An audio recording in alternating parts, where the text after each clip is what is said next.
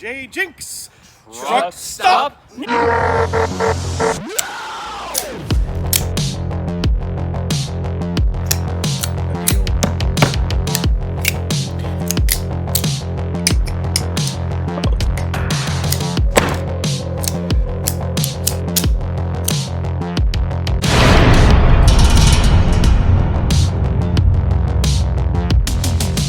If you recall, some years ago, Smoky Mountain Knife Works used to have a monthly subscription mystery package program. That ended in December of 2021. They said it was supply chain issues, yada yada, very believable, everyone was dealing with that. They said they would come back to it when reliable supply chains could be reestablished, and they just never did. I've even asked them several times when they would do some live streaming of, the knife people from SMKW, and when they saw me ask the question in the chat, they were just like, I don't know, I haven't heard anything. And, you just kind of let it go, sadly. So I missed it so much that in May of the following year, I did make a mock-up mystery package. And because I missed it so much, that was like my favorite time as a knife collector, That was great, having something new every month, and I just wanted to re-experience it, so I just kind of did it myself. That, I guess you could call it a tribute video, was filmed 3 years ago to this day. Very coincidentally, actually, because I'm going to do it again. I ordered the stuff a long time ago. The box showed up 2 or 3 weeks ago. I just haven't had time to do it. So I finally sat down to do it, and I realized, I looked up my video history, and I was like, when was that video I did last time? And it was May the 4th, 2022. How perfect, how fitting. And also, it has been that many years that I've done without the SMKW mystery package. So, without further ado, I got one for you. Now, to open this box, I'm going to use a knife that I got fairly recently. It's the Cobra Tech Hidden Release Trapper. I have so much to say about this knife, but I won't right now because it's not the subject of this video. But when I got this knife, I actually got it because I saw another knife nut, self-proclaimed, had one, Big E, and I was like, I kind of want that. Same color scales and everything. It very quickly became one of my favorite knives. I absolutely love it. It's going to be very difficult to not have this in my pocket for a while. I've been carrying it every day for like a couple of months, maybe longer than that. I lost track, but it is just amazing. I love it.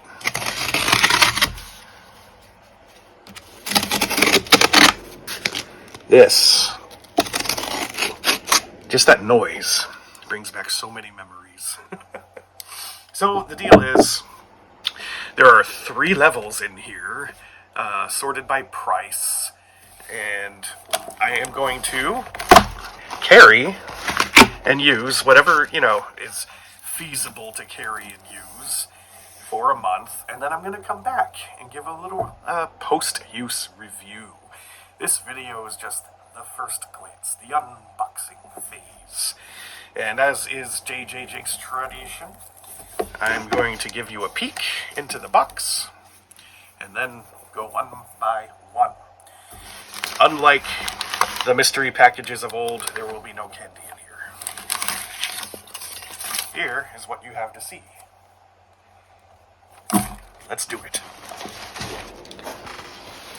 Now, it has been a long time since I've ordered from SMKW, so much so that they've actually stopped sending me their catalog.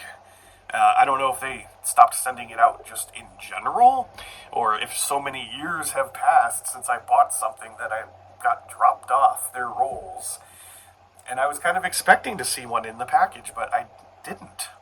But what I did see, and this is new and different, are advertisements. Let's go through them. Well, here's a flyer for receiving $20 for building credit with Kickoff. Some kind of banking thing. What's this? Oh, one of those coin things. These are like the things you'd find in like the Bud K catalogs or, those magazines or whatever, where you got these loose little things that fall out when you open the thing and it's annoying. Another coin thing, although it would have been a good time to invest in gold not that long ago, I'll tell you what. But these are gold clad or whatever, garbage.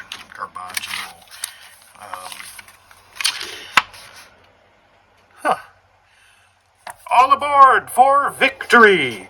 The World War II Armored Train Collection! I mean, I'm not into model trains, but if I was, I would want that. It's a camo painted train set. And included free are those things, a couple of track pieces, I guess. Everything you need to run your train. Oh, interesting. And there's a bunch of stuff on the back to try to sell you on it. And this is a little booklet. My neighbors laughed when I ordered. Now they all want a tomato garden like mine. It's a grow box. Okay. It's one of those sticky paged ones. It was sticky before I got to it. And risk-free in-home trial. It's just like growing tomato plants in your home. That's okay. We grew 127 tomatoes on our very first try. Now you can too, or your money back. So, if I grow 126 tomatoes on my first try, I get my money back. And this is probably a sticker. Oh no. Oh God. Not the best choice to send to an atheist. He's not here, for he is risen. SMKW throwing out the Matthew 28:6 stickers. Well, it is unique. I will add it to my collection. Not really my thing. So that's a thing. We're already off to a good start, fellas and gals. Let's see what awaits us. I don't know about you, but I spotted something very recognizable right in the box. That unmistakable neon green and gray packaging could only mean one thing. Schrade. An ultra budget line of knives. Now, Schrade does make some pretty decent ones. Here's a quick example that I just happen to have offhand. The Divergent. It's got the Axis lock and the Harpoony blade, AUS 8 steel. Not very expensive and hell of a pivot on this thing. I'm pretty sure I've shown this off before, but man, this thing glides. So much so that when you drop it on the floor, sometimes the blade just flies out like by hitting the floor. So there's that, but I'm not here to review this knife. I'm here to say Schrade can make some really cool, fun, fidgety knives too for not a lot of money. And I have been impressed with their really, really budgety stuff. One time I was at Smoky Mountain Knife Works, I picked up a Schrade knife. It was on sale for like $4, and I was very impressed with it for that price point. Let's see what we have in here. Oh. See, I'm going to pretend I'm surprised for myself. I'm having fun here. But it's also been a long time since I've ordered this, so I kind of forgot about a lot of it. So the surprised noises and the oohs and ahs, there is something genuine about it. Right off the bat, this looks really bad. Just fit and finish wise. There's weird, what is that? Like a milky stain or something. There's like a rub mark here, but I guess I could forgive it because it's Schrade. And this very, very rubbery inset. And the shape of the handle reminds me of like the, what would that be? Kershaw, like a Kershaw fraction, where instead of this like just cheap rubbery stuff that's just glued in, it's like inlays of like long flat pieces of carbon fiber.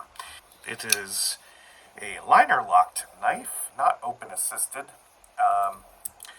The pivot feels all right. It's flickable. That's something. It's got a sheep's footy blade. Kind of curves upward towards the tip.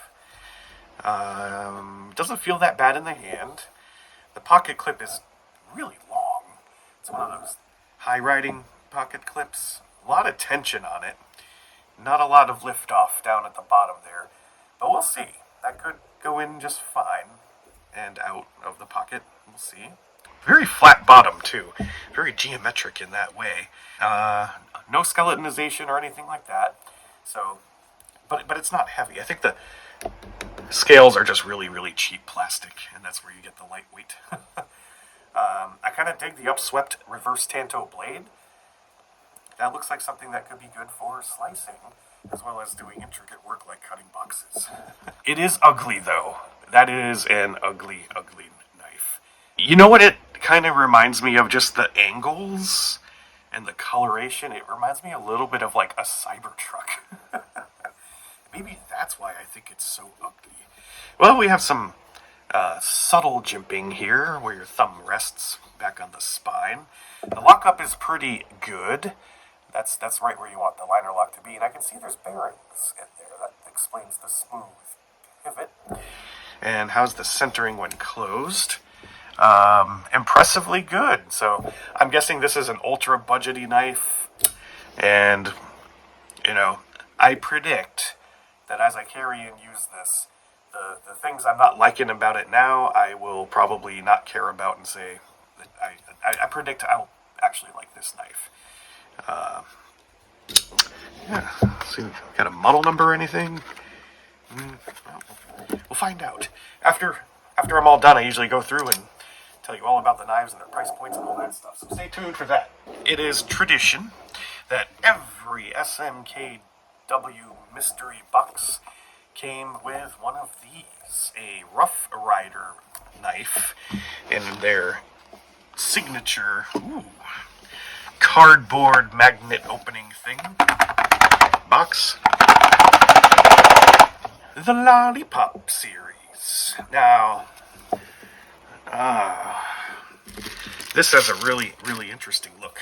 So, the style is, or I guess I should say, the configuration is that of a canoe.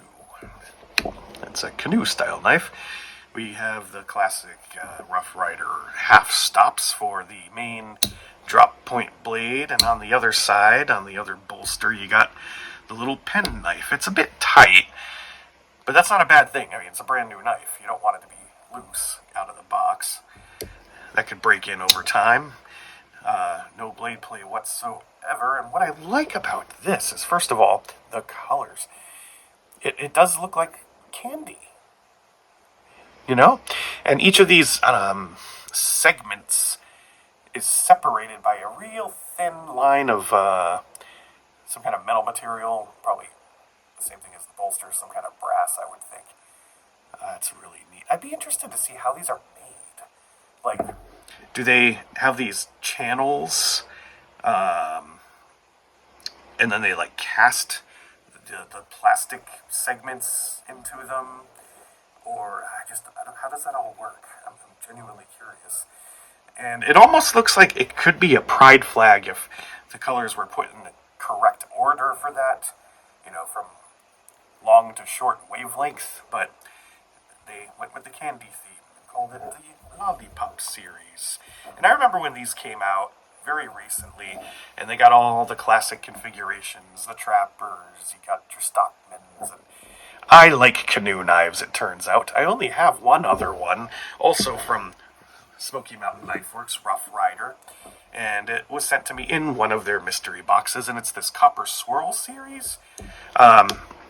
And just kind of fidgeting around with it, and now that it's got a nice tarnished look to it, I've fallen in love with this knife because it's In my more recent years as a knife enthusiast, I've embraced the small. I got away from big knives, and I was like, you know what, the small ones are kind of where it's at for me now. And there's just something about the size of this canoe style knife that it's perfect for me for a slip joint, and it's very comfortable even with the other blades still kind of in the handle. It doesn't hurt when you hold it, which is one of my problems with multi-bladed knives. Is like, well, I can feel all the other blades under my fingers, and it ain't comfy, but they just chamfer, and I should be showing this one. they do chamfering and like swedging just right to make it nice and smooth on the spine, so that when you got the little one closed and the big one open, it feels pretty good. Yeah. And I even like the colors. Check out the shield. It's it's the Rough Rider logo in some kind of a swirly, like a lollipop, like one of those big colorful lollipops, kinda. Yeah, pretty neat. And one of my favorite things about canoe knives is because of the weight distribution and the curvature, you can do this.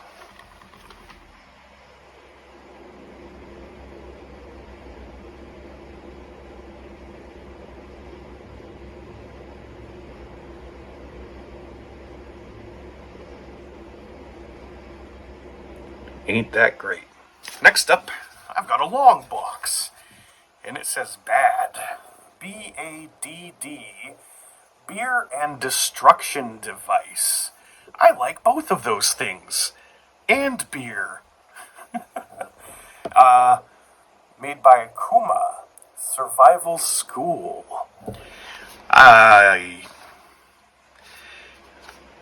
What?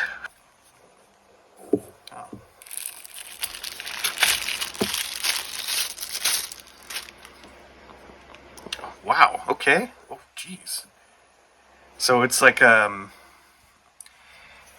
look at this for a minute. We got like a C-shaped hexagonal. Is that hexagonal? Oh, that's curved there. A very geometrically shaped crescent thing. And I guess that's the bottle opener, right? You can do with that. That's a really interesting thing. It is chamfered all the way around the inside ring.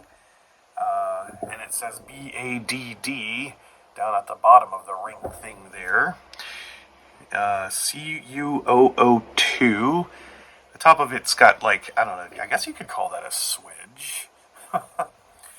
And then down on the other side, you got like a little pry bar kind of thing. It's ground to a tip, not too sharply, and then on the other side it's flat, so you can open up your paint cans and I guess beer cans too, for that matter. Now this is the kind of thing that Smoky Mountain Knife Works would put in there. It's like there was non-knife stuff, accessories, fun goodies like that.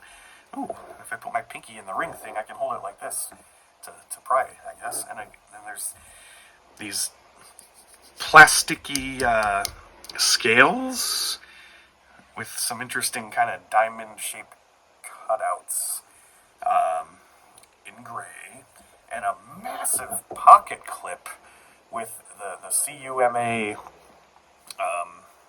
logo kind of cut out of it. Oh gosh, look at the spacing between where the pocket clip lifts up and it just happens to hit the scale right as it's rising, and good luck getting a slab of denim through that. Not to mention, you get that thing in your pocket, and now you got this giant loop thing sticking out. I'm gonna try it. I'm gonna tell you what it's like. I don't think it's gonna work very well. Like, I can't imagine you sit down and this thing just like eats into your flesh or something. I don't know. I guess that's the destruction part of it. It destroys you. What an interesting, novel thing. Huh. Well, I'm gonna just say right now that concludes with I got a NCO level of the package. I'll just pause to give a little more information about these knives and how much they cost. And so the Canoe Lollipop knife was model number RR2469, and it cost $18.99. The cheapo, kind of bad fit and finished Schrade knife is called the Aluminum Rubber Bead Blast OTD. And this one, in true Schrade fashion, I should say, has a value of $8.99. So there it is. Schrade just puts out a cheapo knife that's, nothing about it feels expensive, but when you know it costs less than $10, then you're like, you know what, for less than $10, it'll cut. And then this thing is listed as Beer Tool Gray. And it was only $1 less than that Schrade knife at $7.99. Now, for the NCO package, the lowest tier, you usually get more than that from Smoky Mountain Knife Works. They probably throw in one or two more little things. But there have been times when there was just a few, so I decided to focus on just a few. Now for the officer's package. This is the next level up. So I gotta think back. I think the NCO version, you paid $30 for, or maybe $50, and then to kick it up to the next level, it went up to $100. And then there were usually one or two. I don't think there were ever three. One or two knives to go into that officer's package. And I'm going to break from tradition and put into the officer's package another knife from Rough Rider. And it's a big package with a kind of interesting pattern on it. It's like a nylon woven bag kind of look. That's interesting. I'm gonna use my cheapo Schrade knife to de-tape the lid. Cuts tape. Can't complain. Oh. We have what appears to be a fixed blade knife with a free bag of candy and one of these things. I find stuff like this in packaging, knife packaging and other packaging too, that, I don't know, I just kind of hold on to them because I don't know what they are, and I'm fascinated by them, and this has a stickery adhesive backing that, for some reason, but you find out that, it's usually some kind of a desiccant, that's what this is, you know what, I don't even remember. This says it's LDPE Takesi pack. So, I don't know. This serves some kind of a function. Okay. Well. Wow. Oh, that is neat.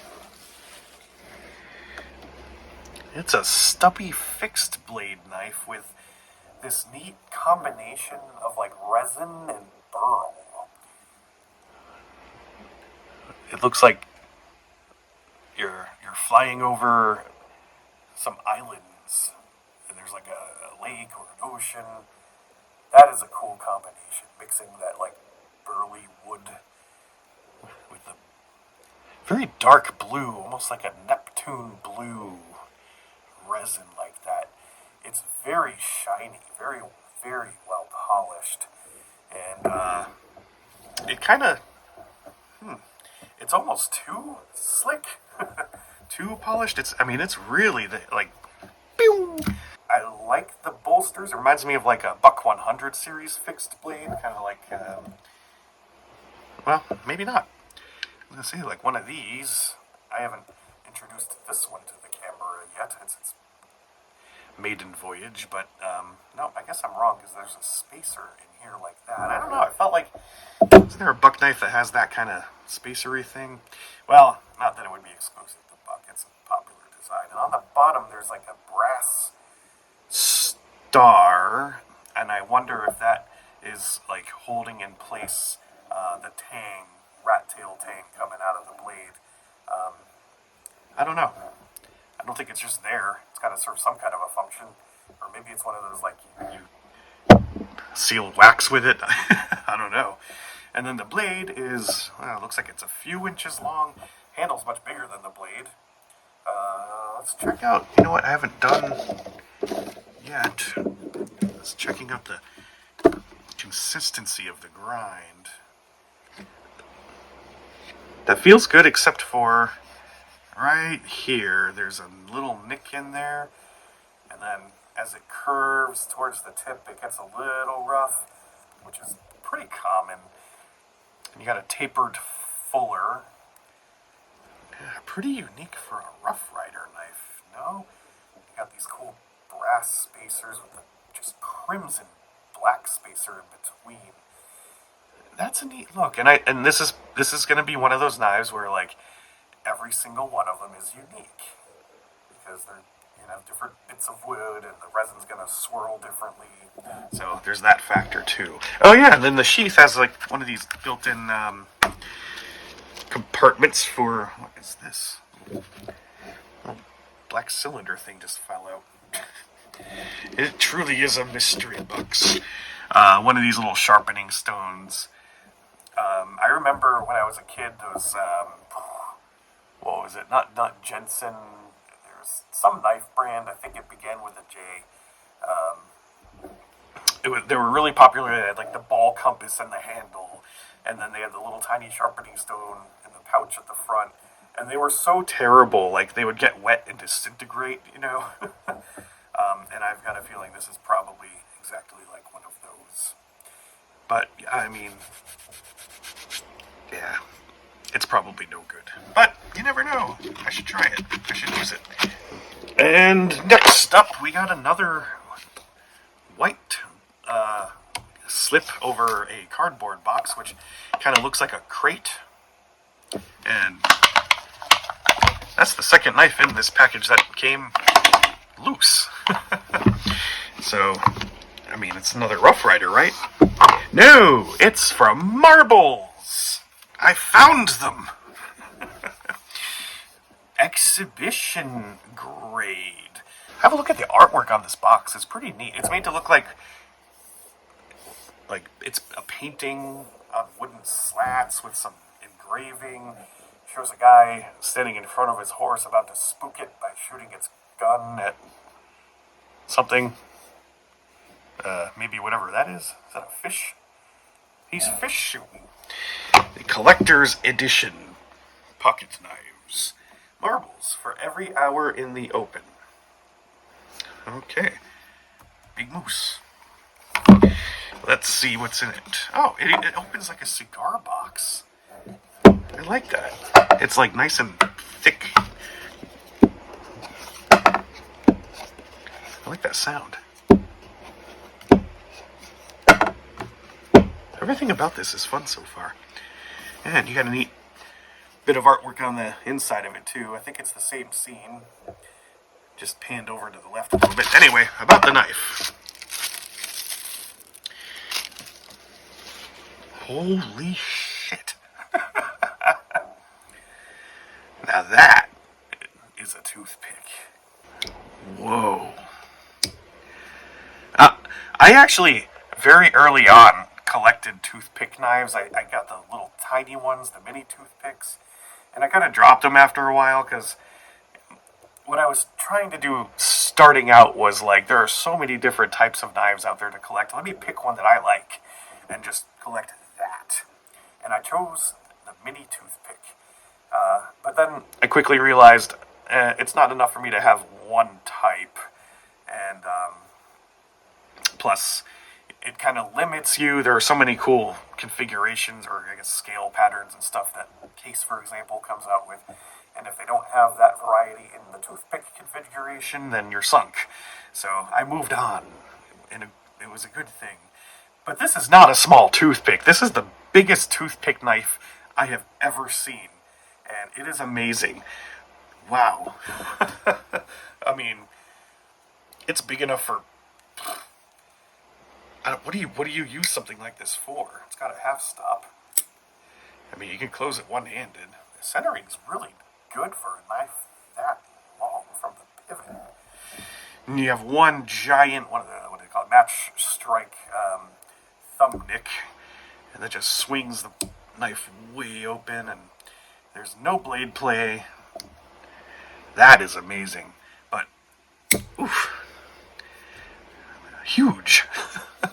One of the things I like about knives like these are the massive bolsters at the bottom. It just kind of takes up a big chunk of the knife, and they're nice and shiny and smooth. But look at the scales. I love that, like, 1911 style knurling, and then there's this swoop in the middle that's not knurled, just to kind of break it up a little bit. And they put the pin right through that swoop. That's handsome. And it's gotta be, that's some kind of a bone, right? Brown dyed bone, I would think. And then the Marbles logo emblazoned into a bullet. Not really my thing, but this knife is pretty sweet. No gaps. Wow. And I guess that's the exhibition grade. Take this out on your next exhibition. Or do they mean this is for display at an expedition? Not expedition, exhibition. I don't know what I'm talking about.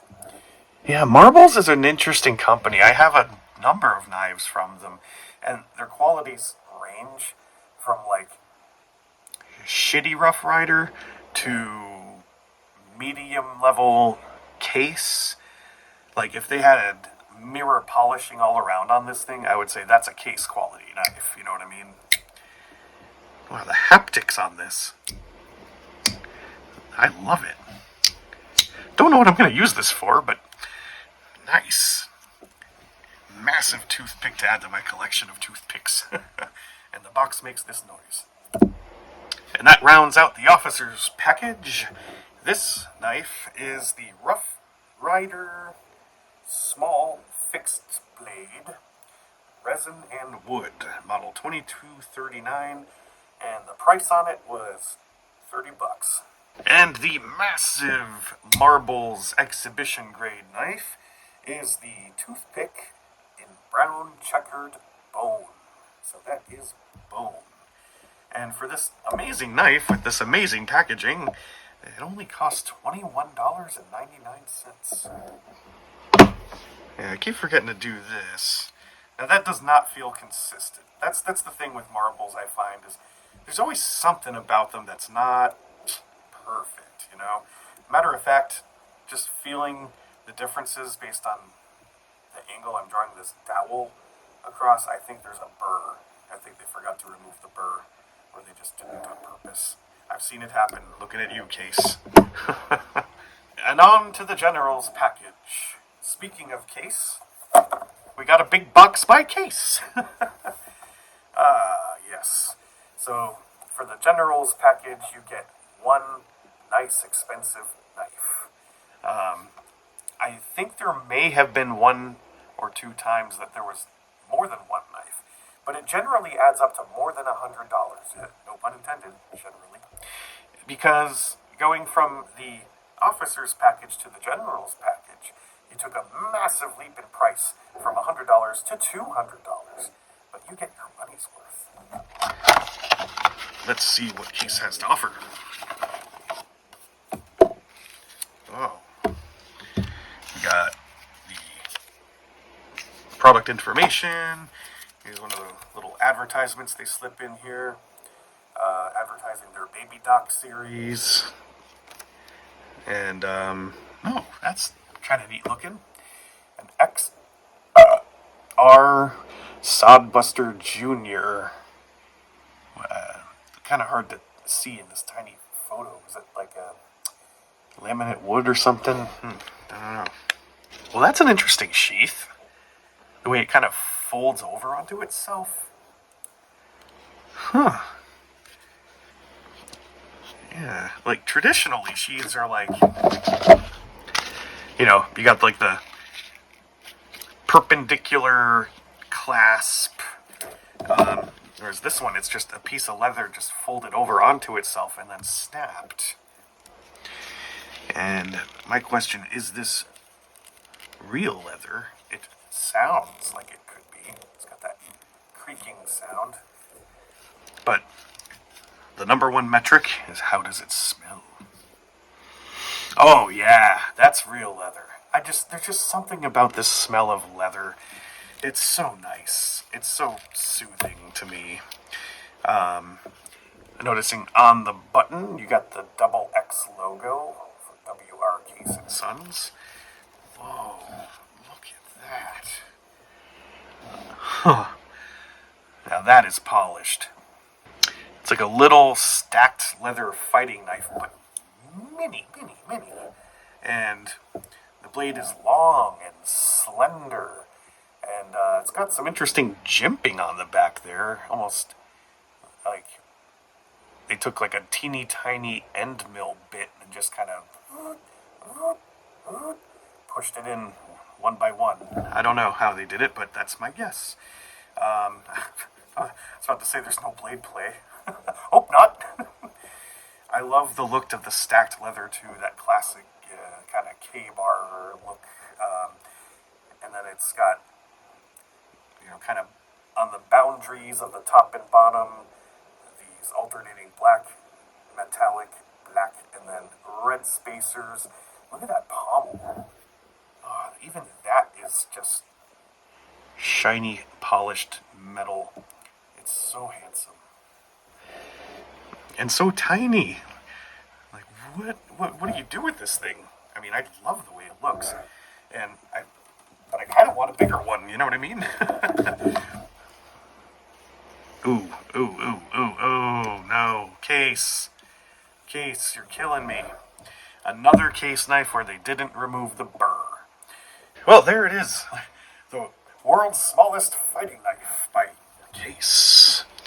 I gotta get that burr off of that blade and see what it can do.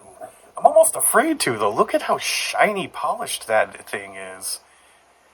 I almost just want to put it on display and just let it shine, Although I do like the look of a good, well-used, beat-up knife. Wow. Well, they paid so much attention to the fit and finish and then just left the burr right on the edge, What can you do? So the retail value on this thing for the General's package was $159.99. I did cheat. It was on sale. It was on sale for $70. But I figured, hey, I'll count the retail value and say it's a General's level knife. For having a burr, that's actually impressive. Let's compare it to my Cobra Tech Hidden Release Trapper. That's better. I mean, it doesn't have a burr on it. And I've never seen a sheath quite... Oh, there's a slip in there. Okay, let me say a couple things about the sheath. It smells good. It is interesting and unique. We'll see how it goes. It does have one of those slips in there. You can just kind of look down in there and see there's a dark thing, and that's to guide the blade inside so you don't accidentally... The knife doesn't, cut its way out of its own sheath. Anyway, at this point, I kind of take a step back and give my assessment of the package kind of as a whole. And in this case, it's more like, how did I do in putting this package together? I would say, number one, here's what it's got going for it. Almost all knives. Whenever I got those packages where it was like, yeah, I had fun opening it, but I got 2 or 3 knives out of it and a bunch of random stuff. I kind of just want a lot of knives. But then there are other packages where they came with a lot of knives, but then I was like, but I kind of don't like very many of them. You know what I mean? So my assessment here is it's hit and miss, I guess. The canoe knife is a hit.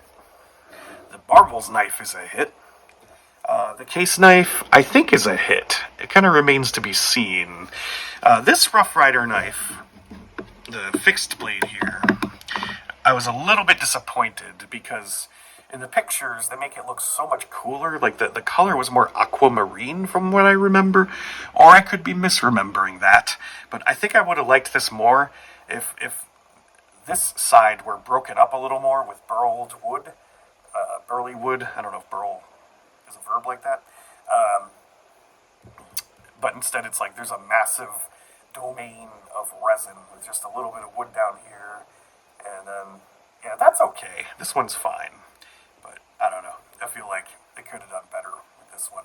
And if I were to buy another one, I might get something that I like a lot more. But that's just the look of it. I knew going in, a fixed blade knife is going to be difficult to carry and use all the time because of the nature of my work. It's just more amenable to a folding knife. But I'm going to do what I can. Look at that blade stock. I didn't even look at that before. That is a thick knife. And then these two on the top, I was like, I got to get some cheapo things for funsies for the NCO package. That's pretty standard. I'm happy with that. Yeah, and that's pretty much my assessment.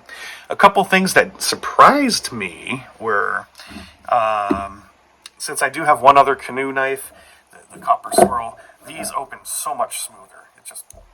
There's no resistance to opening it at all, and it's satisfying and so good. And then I opened this thing. I might have had trouble opening it because I was expecting the same, easy open walk and talk, and it's just not there. I don't know if that's a mileage may vary kind of situation, or it's got to break in a little bit. Time will tell. Anyway, I am going to carry and use as many of these as I can over the next month, and I'll get back to you and tell you what I think. This has been JJ Jinx Truck Stop Time!